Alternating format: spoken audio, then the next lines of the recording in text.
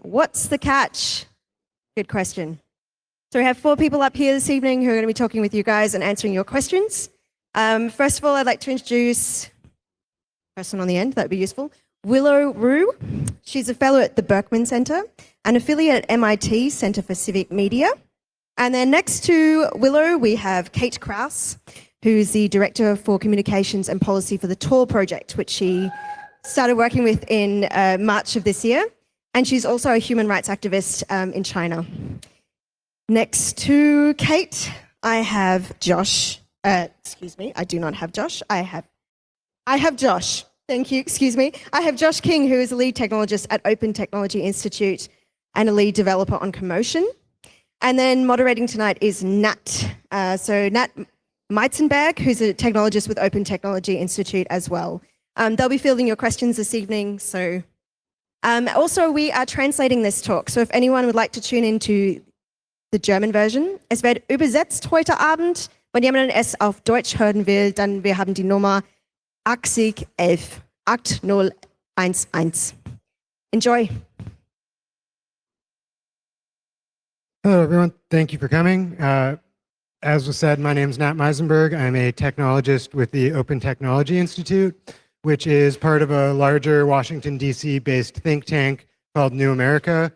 And what OTI does is a range of tech policy research, cybersecurity research, community free software development, and free software, just straight up free software tool development, which is one of the things I do is work on the Commotion Wireless project with Josh, which he'll get into a little bit more.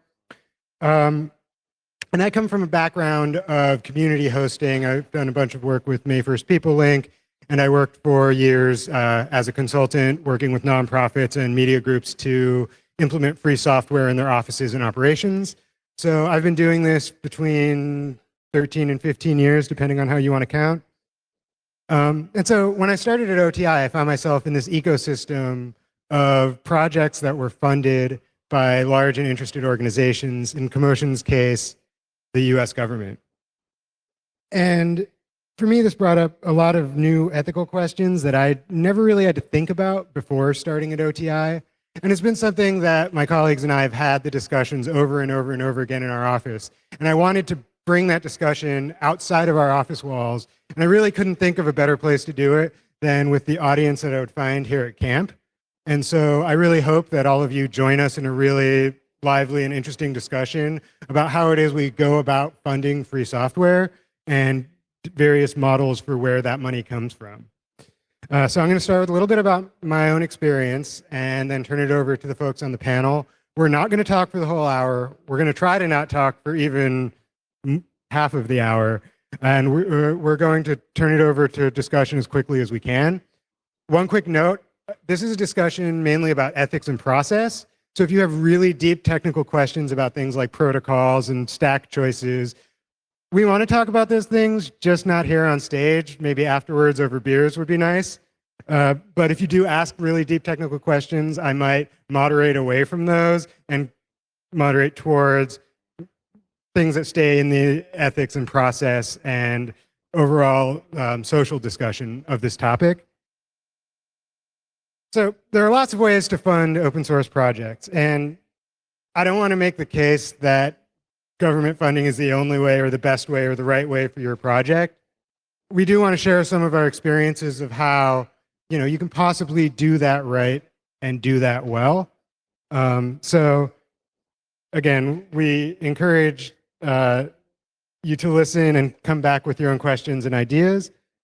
It'll become really clear that we're all Americans, so all of our experiences with the US government and very American. So we want a broader global view and disagreement to come, again, in the discussion period. So people make the casual assumption, and I certainly did before I started working in Washington, that the government is this monolithic thing where everyone is working on the unified American mission. And it turns out that it's really not that way, in the sense that agencies have different goals and different missions, and sometimes they overlap and sometimes they don't. Another thing that's really striking about Washington that I didn't know was that so much is done by people in their 20s and 30s, from reviewing grant applications, to writing laws. You would be amazed how many legal staffers who are fresh out of law school are writing the laws for Congress. So it might be very different. The makeup of the US government might be very different than what you might think it to be. And a little different from, how it's portrayed on TV and movies. And I'm just going to give one example. The White House is now regularly hosting hackathons, and they call them hackathons, where people are working on Python and JavaScript things, and the outputs of those are actually going up on open GitHub repositories under free software licenses. The White House, on technical matters, is now collecting comments on open GitHub issue queues. So this idea of openness has kind of caught on in certain parts of the government, particularly with some of the younger hires that are coming out, that are being hired straight out of Silicon Valley. There are, and I should note, there is one place or two places where this really isn't true, the openness thing, and that's the defense and intelligence spheres, for obvious reasons. And but there are other sources of funding out there. There are big foundations that have been funding free software projects a lot lately, Knight Foundation, Ford Foundation, those kinds of things. While they're great, they're oftentimes very small grants for prototype type work. And that's great, but if you want your project to be successful, have a wide user base, and be self-sustaining in its own community, you really sometimes need more than a 6-month grant that can only fund 1 or 2 developers. And the US government is spending a lot of money on this stuff. Before 2012, the spending on internet freedom was something in the range of 20 to 25 million. After 2013, that jumped up to $55 million. And that happened in part because they've had successes working with free and open source software. And, at very least, this has allowed projects to make these multi-year roadmaps and hire developers with real paychecks, because we like to eat, and sometimes more than once a day. So I'm going to stop talking now and turn it over first to Willow to share her thoughts.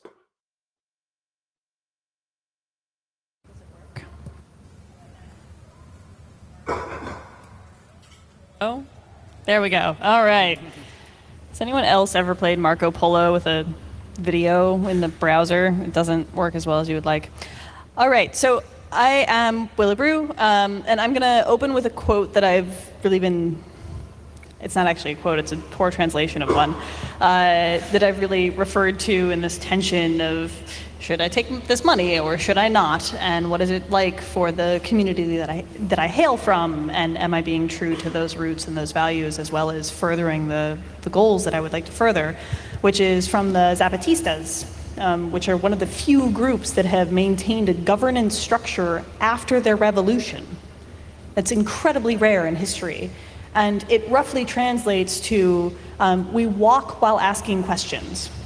So we need to be critiquing each other and asking questions while also being in solidarity with one another. And we succeed in that, and I'm glad to be having this conversation.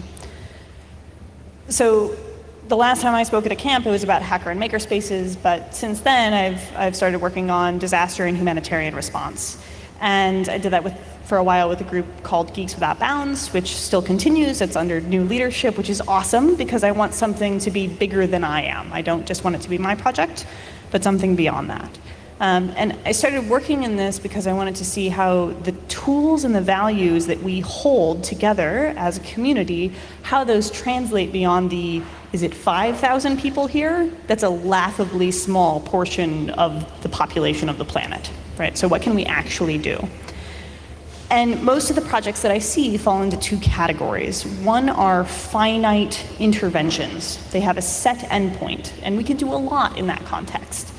But those other things are municipalities, or what we call municipalities. So we think everyone should have access to the internet for always. I think we would agree to that, or some approximation of it. That's a municipality. And that is a fantastic emoticon. Okay. Both of these are necessary, but they're very different. Now, I'm not with Geeks Without Bounds anymore. I work with a group called Aspiration, and I adore it. And we think that technology and technologists should act in service to people and to nonprofits. And I think of nonprofits as organizations that help us move beyond the governance and economic structures that we have to deal with in a non-consensual way on a day-to-day basis right now.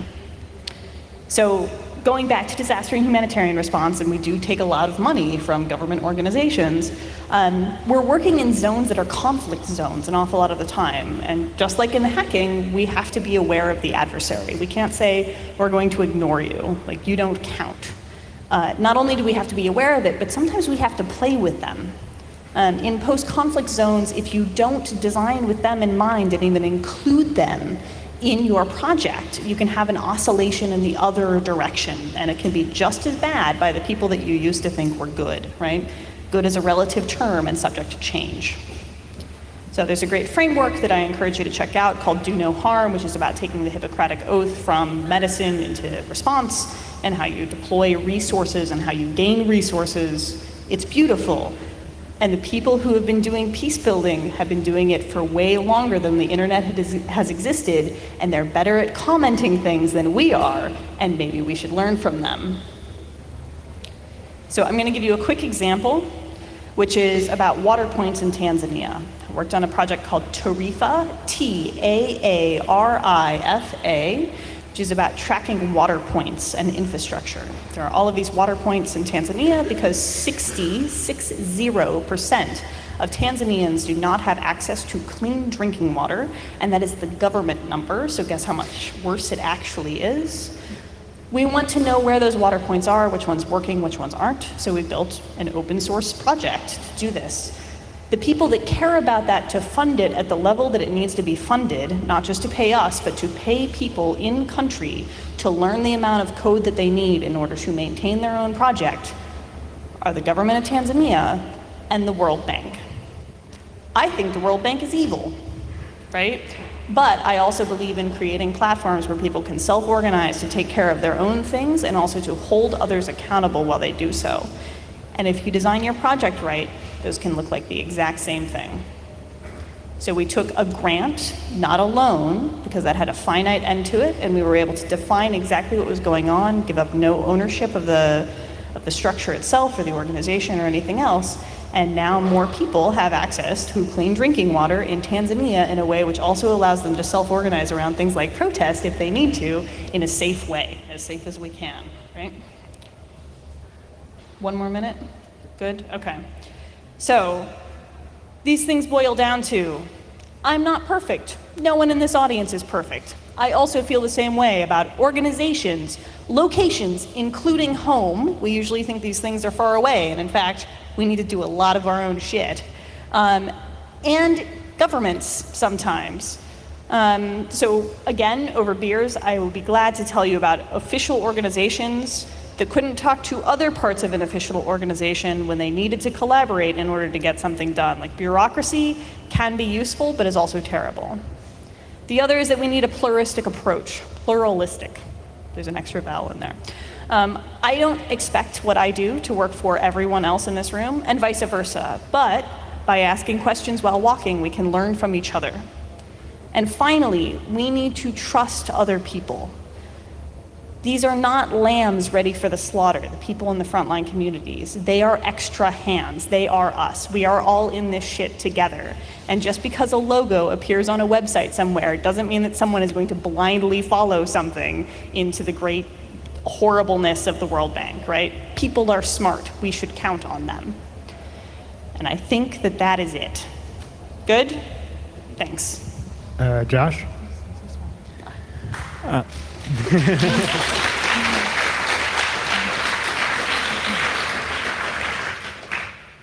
So I work on the Commotion Wireless project, and which is a toolkit to help communities build community wireless networks. And over the course of the duration of that project, we've received grants from several large government agencies in order to fund that sort of work. And the thing that always strikes me with doing that and deciding which funds we want to pursue is the times that we've done that where it worked out the best were the times where we were we were seeking funds from funders who wanted to accomplish the same things that we wanted to accomplish for the same reasons. And the times where we had the most difficulty were times when where we didn't have enough clarity inside of the team and inside of the organization about what we were doing and why we wanted to get this particular money in order to do this particular work. So I think something that is really important with taking money from large and powerful entities is just in having clarity within your project and within your organization about what it is that you're accomplishing and why, and to continually be having those sorts of conversations about it, because when you take money from say large government agencies, then the kinds of things that people always ask you are, does this mean that your software has backdoors? Does it mean that you're endorsing a position of this particular organization? And there are answers to those questions, which are largely around, the stuff that we do is open, all of the source code is out there, and we let the work speak for us. And but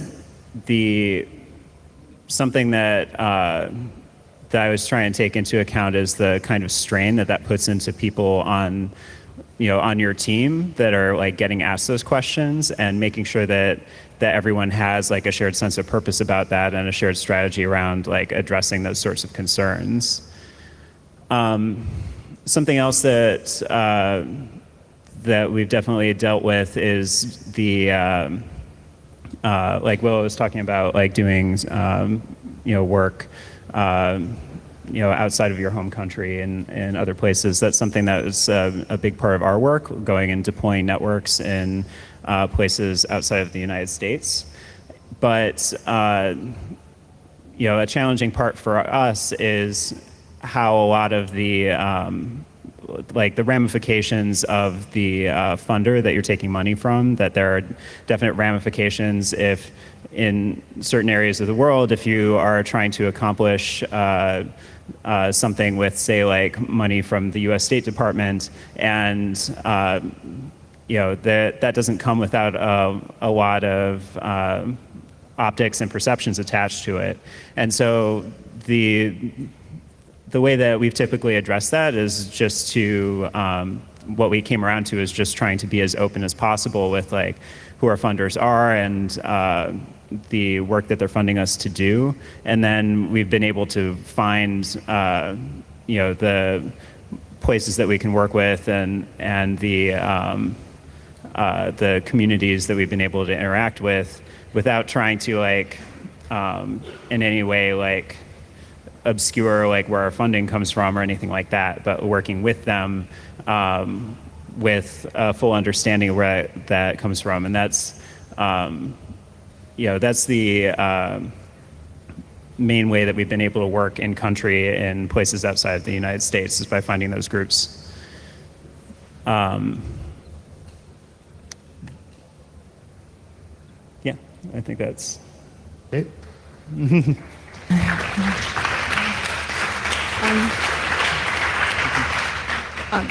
My name is Kate Krause. I work for the Tor Project on communications and the beginnings of a little bit of public policy. I started in March, and I'm not yet an expert on Tor. But I thought I would walk people through sort of our our process for deciding what we actually do. And it's probably a familiar process for most people who work in nonprofit organizations, at least in the United States. and in some cases in startups, which is that we brainstorm stuff on our email list, and we sometimes lock groups of us into hotels for, say, 4 days or 5 days and brainstorm what we want to do, what new tools that we want to develop, how we want to refine the tools that we already have. Most recently, we had a hack fest in Arlington, Virginia, in a hotel that you can see the results of on our website in the form of a huge set of, tear-off gigantic Post-its and notes and a blog post. And then we take those ideas and those decisions that we make in these groups in hotels or sometimes on our email list, and we break them down into tasks. And then we take those lists of tasks and we take them to potential funders and we try and get them funded. And sometimes we do get them funded and sometimes we don't. And hidden services is a good example of something that has been very difficult for us to fund, but we see as really important and possibly, a future of privacy. Many of us would like to see hidden services built into a lot of different things so that they're a default. And if we don't get them funded, then we do them as volunteers, and it takes a lot longer. And it's a much bumpier process. And that's how we basically make decisions. One of the first bits of funding that we ever had was a small subcontract from the Naval Research Laboratory, so it's like a research group. And so we've always had this relationship with the Navy, since the very beginning, and we've taken government funding for a long time. But and we take much of our funding is U.S. government funding. We also take funding from, and we accept and are grateful for funding from the government of Sweden, the government of Germany, from the website Reddit, and from hundreds or thousands of people, I'm trying to think of how many thousand, but thousands and thousands of people who give us small amounts of money every month. And when we look for the future of funding for Tor, we look to those people that are giving us $5, $10, in some cases $100, or we get the proceeds from different software projects. We get bug bounties. We just got an $11,000 bug bounty that we're really, really grateful and excited for. And in many ways, that's our future, because that is money. If somebody agrees to give us $20 a month or $100 a month, that's money that we can count on. It's not a one-time donation, and we can budget and we can start to do really exciting projects with it. So we're going to be looking more toward that. We're also finally, after 3 painful years of confusion, working on a really exciting crowdfunding project that we'll be launching I think in November for December. And we are applying like any organization would for foundation grants. And the main thing I want to say though is, just like most nonprofit organizations, we brainstorm, we make a list, and then we try and get it funded. We are not, we make our decisions first, and then we try and get them funded. And lots of things are not funded, and you can actually go onto our website and see which things have not been funded. We have a section of our track software called Sponsor Z, which some of us call Sponsor Z for zero because there's no funding for it. And you can see the different tasks that have not yet been funded, but that we would like to do. Some of them are fantastic, epic. Some of them are just one person's idea, but that's the sort of starting ground for a lot of things that Tor ever does. What I wanted to tell you. Also, my background is as a human rights activist, and prior to coming to Tor, most of the great human rights groups that I am aware of get money from the State Department from this human rights civil society building fund. So it's very normal for me for that to happen. And I didn't have big doubts about that because I was really already familiar with it. But I also feel like when people ask us about our funding, I do believe in the maxim, like, follow the money. And it is a valuable thing to ask. It's an important question. You know, how are we not influenced by the policies of our funders? I think the main way is that we decide what we want to do, and then we try and get funding. We also have things like reproducible builds, where we allow, developers can see for themselves what happens when they build Tor. Ideally, it's the it's what you're expecting. It's what we say it is. I guess that's basically all. Oh, we have a new mission statement, which I can't really, is that us? No, that's Aspiration Tech.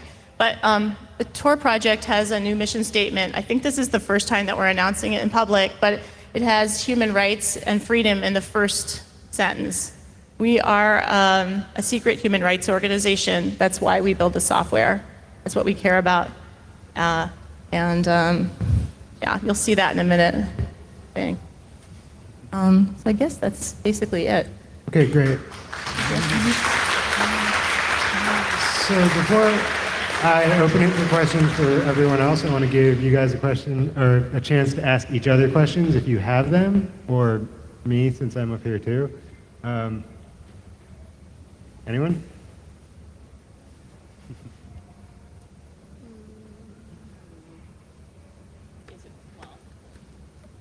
Does it work now? I'll just keep talking until it starts working. Is it working now?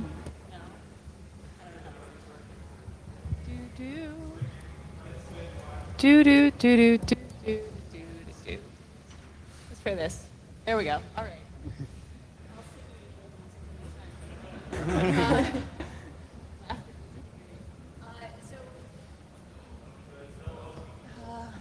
All right. Sorry. Do you think that it's possible to disentangle?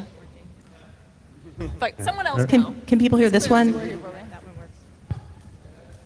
Musical microphones. There we go. Completely unformed question. Do we have an unfair assessment of capital because of capitalism? Is it possible to disentangle those, and have you done those internally?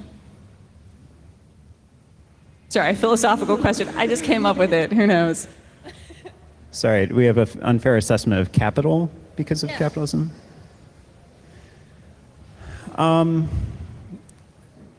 don't know if it's unfair, I guess. I mean, I think it's just important, like any of these funding entities that we're talking about by their very nature are like, powerful entities and powerful institutions, and it's really important to understand those institutions on the basis of those interests. And it doesn't make sense to think about them in terms of like,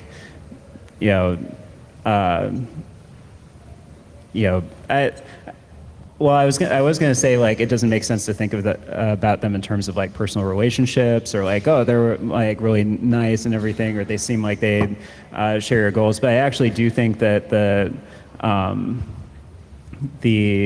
that kind of speaking to something that Nat said about government agencies not being as monolithic as they seem, that actually is important, is like building a relationship with funders and making sure that you're working with people who trust, and above all that share your goals, and like being clear that you're doing the work for the same reason that they want you to do the work and to accomplish the same things is really important. But that's still kind of like understanding them on the basis of like what their interests are, and that's the only way that you can deal with powerful entities. I will also add this, that if I were doing this work for a corporation, there are two interests that are primary just under capitalism, which is that everything is for the bottom line in profit and ever increasing shareholder value, and for public image and PR value. So when we go to the government to get this money, we're writing the grants and we're envisioning our project. And in many ways, we're saying, this is what we want to do. Do you agree? And starting from that point, which is never a starting point you can get to with straight up working for a corporation. I guess I would ask a question for the rest of the panel, which is something that we might mention a little bit is like where are the ramifications of taking funding from a particular organization and then they endorse a particular policy position or they endorse a particular political position or something like that. And then one of the questions that gets asked of you is like, do you endorse that position as well? So then what about the reciprocal? Like what happens when we get funding and then we endorse a particular position or something like that? Do we have a responsibility to our funder in that respect as far as like keeping them in the loop? Or like what are, more broadly, like when taking government funds or funds from large corporations or things like that, what are the responsibilities and the things to think about that we have to them?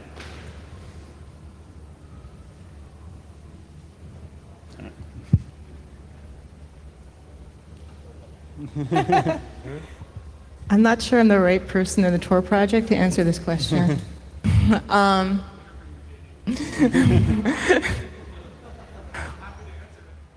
All right, can I throw the microphone to Jake for this?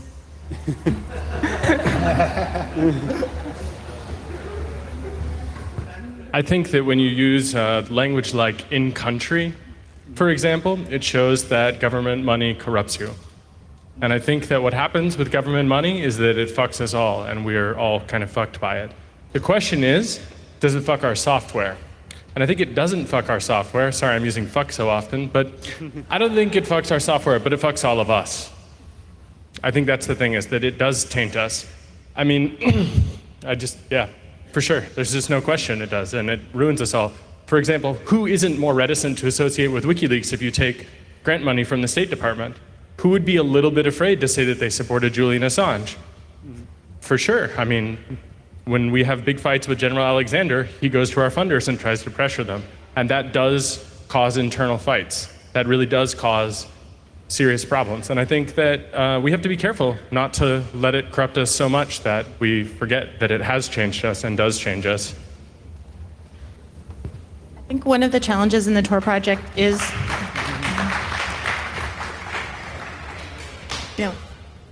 to see the ways in which we do support human rights and we do support these larger issues as a group. And in the past, sometimes we've had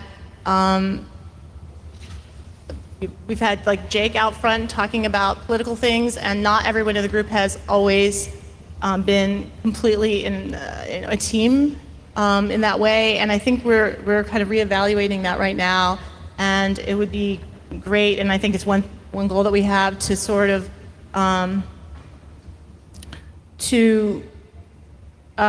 bring together our views as a team and move forward as a team and support human rights together. Yeah. Great. So I think now we're going to open it up for audience questions, and I already see there's a line forming on that side, although I can barely see the microphones. Okay, so thank you very much for the talk. I hear that 15, 20 years ago, when you get the money from a military part of the government, the restrictions and the limits they are putting are less than if you get the money from some corporation maybe, right? So how is this working today? How is this difference between money from a military part of the government like US Navy and some corporation putting these policy restrictions and forcing you? So in my background, the most restrictive funder I've ever seen in my career was a major health organization, a major health foundation that was extremely restrictive and short-sighted and really put its grantees under its thumb. The Navy entity that we received funding from, or that we did in the past, I don't even think we're receiving funding from them right now, is the Naval Research Laboratory. So it's like researchers, academics. We started out, our two co-founders went to MIT. We are deeply entrenched in the academic research community, We support research conferences. We go to research conferences. We submit papers. We edit journals. We are part of this research community, and so is the Naval Research Laboratory. They do important research that helps the Tor network, as do other researchers. I just want to speak for a second, actually. We have this phenomenon at Tor where every week someone is appropriately and excellently writing a paper about a way to either attack or defend the Tor network, which we want to happen. We want those papers to happen. That doesn't mean that those research projects will ever be built. It doesn't mean that they are, they're important research. They're investigations, they're science. They're not necessarily reality or something that will ever be built. They're essential, though, for us. They're how we learn to move forward. And they're one of the things, our relationship to the research community is one of the things that keeps us strong against unbelievable adversaries that we have. So when we are, some reporter will call us and say, what's your thought about this huge attack against the Tor network? That's not the right frame. The right frame is, the right way of thinking about it is like, this fantastically healthy research community is keeping Tor strong, and we are lucky to have it. And when you think about whether or not, I know people are concerned about whether Tor would ever be backdoored by one of these funders. The answer is we will never be backdoored by any funder. But then also, think of the dozens or the hundreds of academic researchers who are poring over our code every day, whose whole careers are based in some cases on evaluating Tor's code and thinking of attacks and thinking of defenses, and really that's one of the things that also keeps us strong. Another thing is we have all these different mechanisms for staying transparent. One of them is the fact that I'm standing here or sitting here, is to just be able to talk to the community in this way. But anyway, I just wanted to shout out to the research community because they're really important to us, not because they're trying to attack us, but because they're trying to keep us strong. Anyone else want to talk about the difference between corporate and government restrictions? Government is really slow to move on things, and that makes them really awful to work with. And at the same time, it means that if they ever pick up something, they're probably going to carry it a long way. They make it a lot. It's like, what's the term? Boxing a glacier, right? Of like, if you find a good person who's in a bad part of the government, bad, of course, like all relative terms, even if they have the best intentions, it's highly unlikely that they're going to be able to shift things overall to be accommodating, to have those values in the long term, et cetera. A corporation, because of the nature of corporations, can be far more nimble, but that also means that they will turn on you much more quickly. And so it all has to do with what your circumstance is, what your project is, what your long-term goals are, everything else, based on which one seems possible to deal with, if either. All right, next question. Maybe we can bounce to the other side of the room. Hello, I just think it's brave of you to stand up there, so thank you for it. And I really respect the comments about getting changed by Jake. I think that's totally right. You got to have a lot of defenses and do that. But I just wanted to ask, do you think you're changing them? As in like the government funders? We were actually asked by a major government funder to count our users in a way that we felt was edging close to de-anonymizing them, and we refused. And I was not in the room, but what I was told yesterday by Roger Dingledine was that, who's one of the founders of Tor, is that first there was this like kind of shock, and then apparently they really respect us for it. That's one example. I think that Yeah, I think that we've changed a lot of funders. I think that it depends a lot on which, like every one of these agencies and every one of these funding programs and grant programs, they're very, very different and they're run by very different people. So I think it varies a lot depending on which one. And just because of like something that Nat said at the beginning about the massive expansion of the available money in this space, a lot of these agencies are actually pretty new at funding projects in different areas. And so they're always learning at the same time. And so I think that some agencies have had like funding programs that have been running for an extremely long time. They're extremely hidebound and like they don't change very much at all. But a lot of them are really new. And so they're just figuring out as they go. And so there's a lot of room to change their practices and their processes and the kinds of things that they think about when they're funding particular kinds of projects.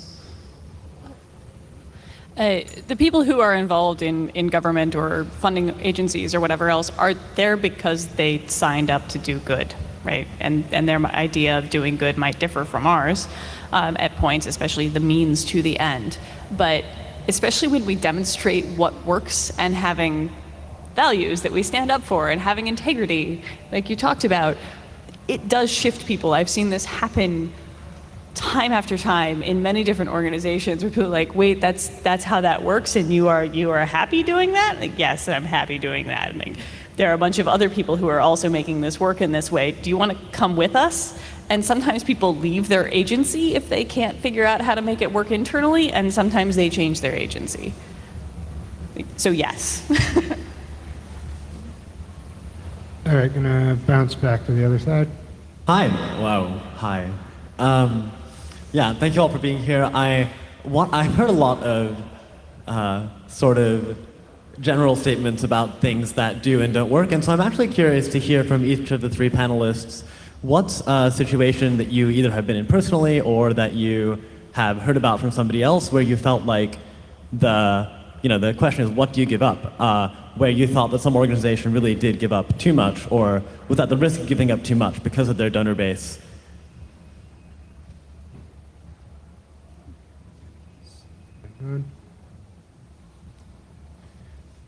Sorry, who don't you like? Just for question. Just for clarification, like what we gave up as part of like accepting that, or what they, or do you mean like an instance where we like gave up funding because of like a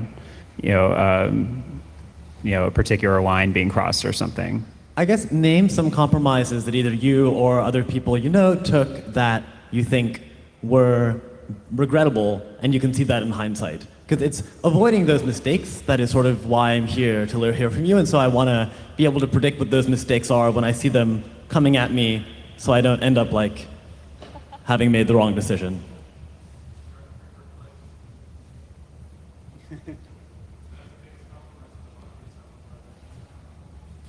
I can't actually hear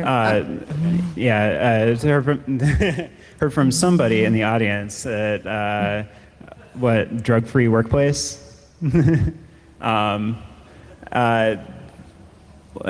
a particular instance? I can think of, one compromise for us is when we take something, when we have this whole list of things and we only get certain things funded, and then some things aren't funded, and then it takes a really long time to do those important things that weren't funded. That's a type of, in a weird way, that's a type of sacrifice, but it's the ethical way to go. There's a group in the crisis response. I'll tell you about it again over beer because I don't want to let anyone lose dignity on a stage. But there was a group in the crisis response group that got funding for the first time ever, and the person who was leading it up had no accountability to anyone in the frontline communities affected by those crises or to the rest of the digital responders, and went nuts.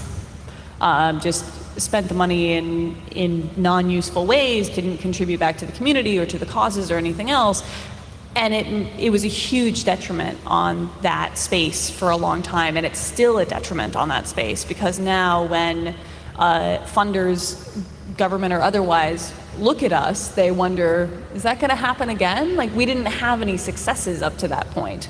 That was the first time anything big had happened, and it didn't go well. So that was a big one where someone didn't necessarily compromise, but also didn't have integrity in what they were up to. I think one thing for me is there have been instances where we've been doing a project with a particular community in a particular place, and I can give more specifics, like not on stage, but where we've been working with a particular community and establishing a relationship with them, and in my case, like building a network with them and engaging them on that, and then having to basically pull out of that work because of a political shift within the funder, or because of sufficient due diligence not being done about that. And so that's definitely a regret of mine, and I think that's not always entirely mitigatable. I mean, things shift and everything, but I think that was there are instances where if you where you want to work closely with your funder to make sure that all of those angles are taken care of before engaging with the community, and then making promises to them that then you end up needing to back out on. Yeah, and I also regret the stuff that gets, similar to what Kate was saying, the stuff that gets left off that's on our roadmap because we just can't get it funded through those funding sources. And there's a lot of important work that we end up just not doing because we can't find the money to spend the time to do it. I'm going to bounce to the question over here. Hi, at first I want to thank you for this debate. I think it's very important, and I want to point out something, not only for you, but for the audience as well. Disclaimer, I work for a German municipality, so local city government, and we pay companies to patch things in stuff like KDE or LibreOffice. And there are many people in the government which want to do open source and want to do good things, and not everyone is a spy. And not everyone likes their government or what they are doing. So sometimes people tend to forget that. Thanks. Thanks. I guess I'll bounce back over here. Yeah, so I think the real question that I don't think we should really bat around too much is, is the government using the open source community to accomplish their long-term goals, or is the open source community using the government to accomplish their long-term goals? And I really don't like this shared goal talk, right? The US government's long-term goals are to overthrow regimes that they don't like for whatever reason. Some of those regimes deserve to be overthrown. They would want to replace them with a friendly client state. I would like to replace it with a decentralized network of anarchist communes. But there's a temporary short-term agreement on overthrowing this government, right? So that's the strange, socially awkward position that at least some people are at. And I do think that the real question we have to ask is why, because it's all Americans up there, why is it that the only person who's interested in the internet freedom / government overthrowing agenda and human rights is the US government? And why are they the only ones funding things intelligently? Why don't we have other governments? Why don't we have, because it's a national sovereignty issue, fighting mass surveillance. Why don't we have random rich Bitcoin millionaires throwing millions of dollars at you guys? Why don't we have, even private capital? Why? I think this is a hard question that we think we should be very honest with. And I don't know if this is going to work out in the long term either. So I don't know if we should advertise it as a convergence of goals that will actually work out in the long term.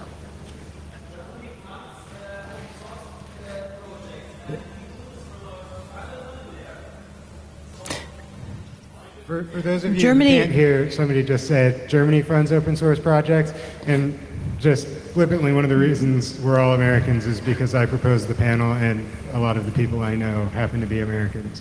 But it is a good question, so I'm going to toss it to the panel. Germany has you guys just can be quick. We have 10 minutes left, Okay. so I'd like to maybe get this one and one more question in. Germany just started funding the Tor project. They are helping to pay for our development meeting next month, which will include an open public hacking day, at least, if not more, open public things. And I forgot what I was going to say. Yeah, and sorry, I think we were supposed to give a shout out to the fact that it's all Americans up here at the beginning, and I think we forgot to do that. Oh, we did do that? Yeah. Oh, okay. Well, then I forgot that we did that. So, yeah, I mean, I think that I can't really speak to the why aren't other governments funding these projects, or if they are, but I think with the shared goals thing, that's probably not the best way for me to put it. I think it's like important to have a good sense of like, your goals and how they relate to the project, and making sure that you're always like trying to get this funding for the right reasons, because I think that the open source community and the funding community kind of use each other, and I think that it's important to like keep that in sight as like because I think that we're all familiar with the idea that we have something that we want to accomplish with our work, and we have a way to like sell it to funders to like just like you would represent your project to any other audience. And so I think that it makes sense to look for where those things overlap and pursue that. And that's where the shared goals thing comes in, I think. So 2 points, and I'll state them both because I'm going to forget the second one as soon as I start on the first one. So the second one will be about why aren't other groups or governments throwing in on this? The first point is, God damn it. I'll just start on that. That's fine. Okay, so why is the government is nefarious and they're out to get us, and they're about overthrowing regimes and everything else? Sure, some people in the government are, but I talk to people that are in different parts of government on a regular basis, and most of the time they don't even know what's going in their own department, and it's not for lack of trying or desire. It's because it's a really messed up system. Like, it's been patched and patched and patched and patched and patched. And it means that people who want to do bad things can get away with doing bad things. And it means that people who want to do good things can get away with doing that really quietly. It's not a concerted effort. It's not. So that's one part. The other part is, why aren't other governments spending time and attention on this? Most governments care about keeping their people fed and clothed and with water. Like, the internet is still considered icing on the cake to most governments. That's why they aren't throwing in on this. Like, we're really lucky that our governments think that this is worthwhile. Lucky, right?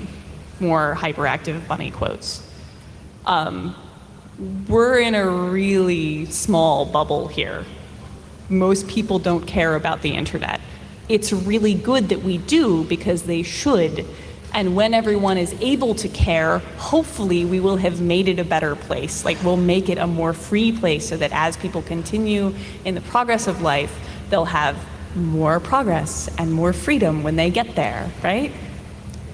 But it's not something that most people care about. Let's remember that. I'm going to just say that also, your large tech companies who are funding open source aren't doing it to get to anarchist communes either. And they also may well favor regime changes in lots of countries. This is probably going to end up being the last question, because we have 5 minutes left. Okay, so it doesn't really seem like anyone has brought up a concrete example of turning down funding. And I'm not willing to say what organization I'm talking about, but I used to be involved in a decentralized internet-based journalism network that turned down a huge amount of money because the people involved in that network who were in the global south said, oh hell no, we are not dealing with that funder. Let me tell you what that funder funds where I live.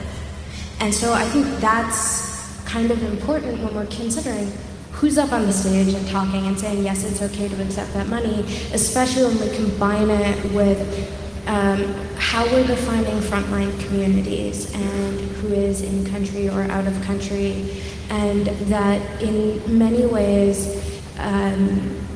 tech is a weird bubble when it comes to human rights in terms of we don't believe we need the kind of buy-in that most other aspects of deeply entrenched human rights work believe is fundamentally necessary. And I think it may be one of the biggest weaknesses is that we believe we can create something and release it instead of understanding that there are much larger systems and networks at play. And so I would just really love if any of you could maybe search a little deeper for instances of funding being turned down or like aspects where you have shifted how you have addressed or related to funding because of the communities that we're thinking of as being on the front line.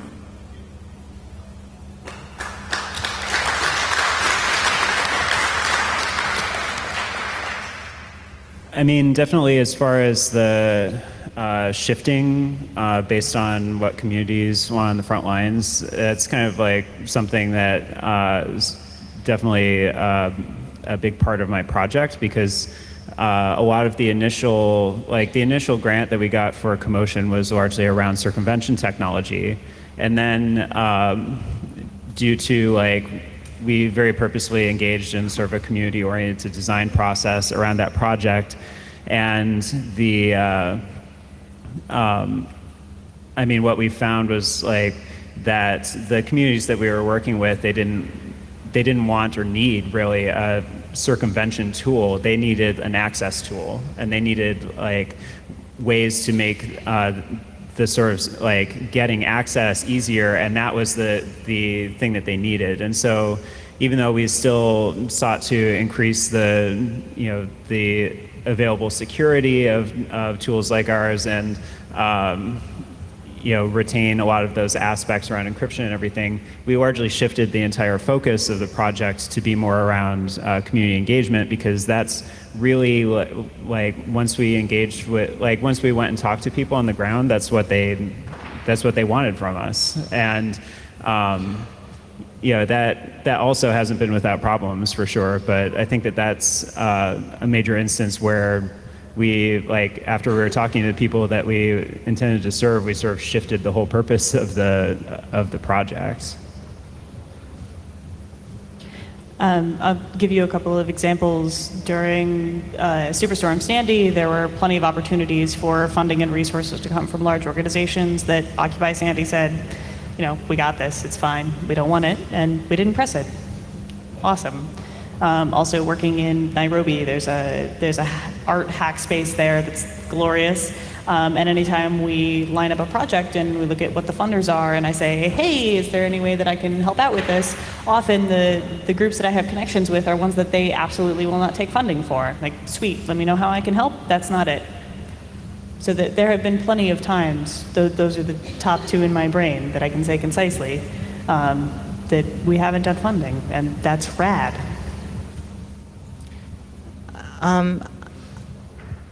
I would just add that we're partnering with a small organization that is also in a situation where they can't and won't take funding from a big corporation because it would alienate their user base and it would be the wrong thing to do. And so I feel like we're just doing everything we can as a partner to support them in every other possible way that we can.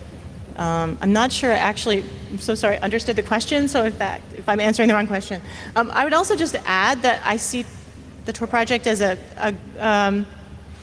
we're started by three brilliant, MIT researchers, and we have many advantages. We're small, and we want to be bigger, and we want to do many things. But we also, when I think back to all the human rights groups that I've worked with, I also see us as, in many ways, very advantaged, and that's all. And I would finally just answer that question with, because we go out and seek funding, funders don't come to us and say, here's millions of dollars. We deny funding before we ever apply for it in a lot of cases. So the things we've found the most distasteful and the areas that it would be impossible for us to do anything positive with, we don't even look to that. So we don't go out to DARPA and say, hey, can you fund this for us? So so a lot of these it's hard to find specific examples where we've turned down money because we've proactively applied for it in grant form. Though I would add, there have definitely been instances where we've very deliberately not pursued particular opportunities that we had for funding. I think there was getting defense funding was something where, and there are a lot of interesting projects that get DARPA funding and things like that. But when we do some stuff with mesh networking, and the origins of some of that stuff originally came out of U.S. research around connected infantry systems and things like that. And when we had the opportunity to, go in and at least explore that option, we were really uncomfortable with the ramifications of exactly the kind of collaboration that they likely would have wanted to have with us. And so there have been instances like that where where it is a little bit more directed, where there's a very clear and definite opportunity, and that we've chosen not to pursue it. In that instance, not because of necessarily engagement on the ground, in the original question, but where there's a line, and every project needs to determine where that line is for what you're not going to, what it is that you're not going to accept. I think we're out of time. Yeah. Being given. So thank everyone for coming. This has been great. Thank you all for being up here and doing this. Thank you. Thank you. So a big thank you to Willow Wu, Kate Krause, Josh King, and Nat Misenberg for moderating that tonight. It's such a shame we only have an hour, because it feels like we could talk about this for a lot longer with more wonderful examples. I'd really like to hear some examples, but we've all been invited for a beer from the sounds of things, so we'll see you guys later.